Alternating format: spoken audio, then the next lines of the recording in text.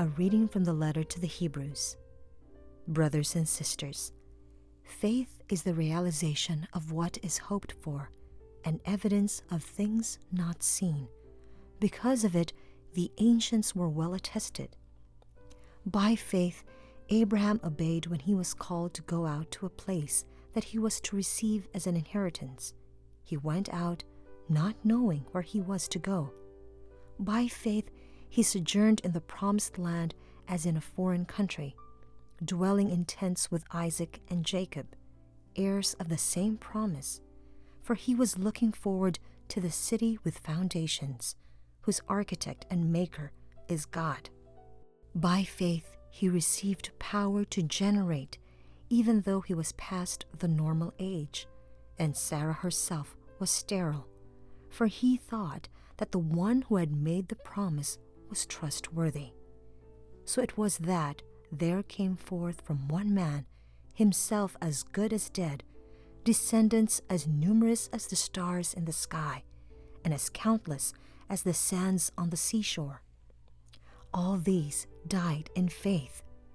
They did not receive what had been promised, but saw it and greeted it from afar, and acknowledged themselves to be strangers and aliens on earth.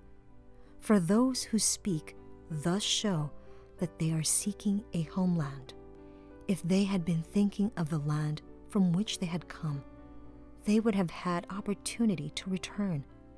But now they desire a better homeland, a heavenly one. Therefore, God is not ashamed to be called their God, for he has prepared a city for them. By faith, Abraham, when put to the test, offered up Isaac, and he who had received the promises was ready to offer his only son, of whom it was said, "Through Isaac descendants shall bear your name." He reasoned that God was able to raise even from the dead, and he received Isaac back as a symbol. The word of the Lord. Our second reading for this Sunday is taken from the letter to the Hebrews. We are reflecting on faith as living with God constantly, even in moments where purely human estimation would lead us to conclude God is not here, or even there is no God. In the first reading from the Book of Wisdom, we are brought back to that night of the first Passover, the night probably of so many questions and doubt for the Hebrews. Would God save us really? Would God liberate us? Those years of seeming absence of God because of oppression and slavery.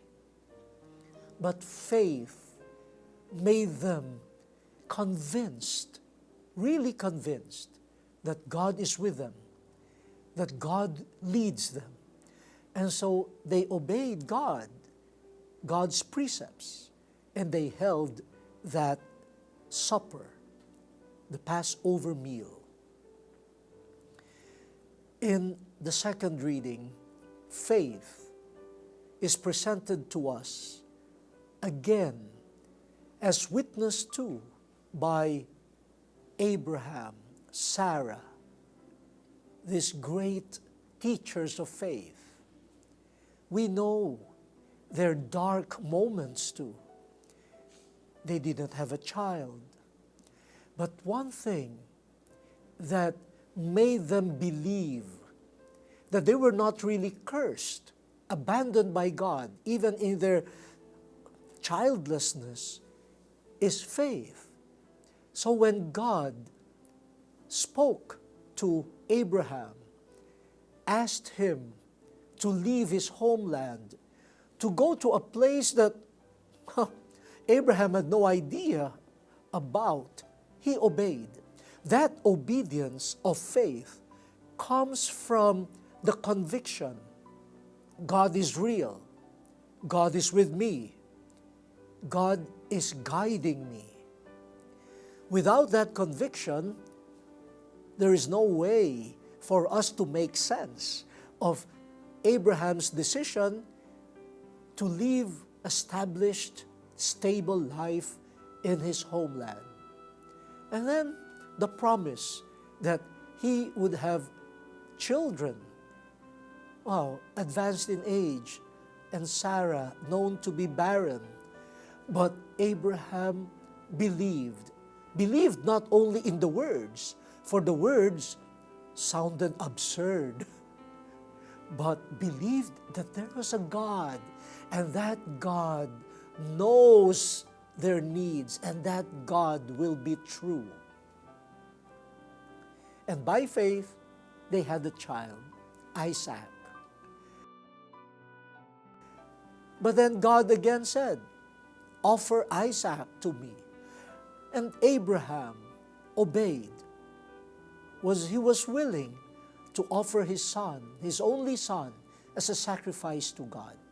All through those trials, all through those dark moments, Abraham, Sarah, Isaac were convinced God is real, God is with us, and we will do what God wants us to do. We will obey. That's faith. By faith, we see clearly that God lives with us, journeys with us, and will never leave us. Constantly living with God is a function of a particular sight that only faith could give us.